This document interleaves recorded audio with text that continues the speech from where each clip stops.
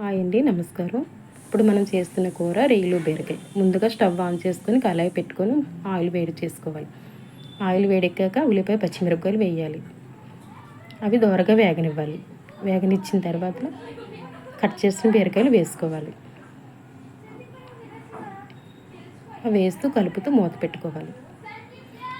అవి కొంచెం మగ్గిన తర్వాత రొయ్యలు వేసుకోవాలి. 5 నిమిషాలు మూత పెట్టుకొని మగ్గనివ్వాలి. మగ్గిన తర్వాత చిటికెడు పసుపు, తగినంత సాల్ట్ వేసుకోవాలి. సాల్ట్ స్కిప్ అయిపోయింది, మీరు చూసి వేసుకోండి. ఒక టమాటా కట్ చేసుకొని వేసుకోవాలి.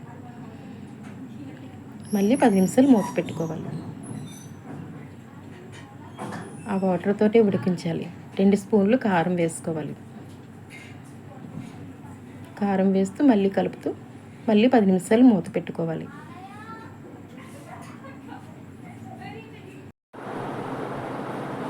ఆయిల్ సపరేట్ అయిన వరకు మూత పెట్టుకోవాలి. చూడండి ఆయిల్ ఎలా సపరేట్ అయిందో, చూసారు కదా. ఈ గరిటతో కలుపుతూ దగ్గరికి అయ్యేలా చేసుకోవాలి. చూసారా, రొయ్యలు బీరకాయ రెడీ.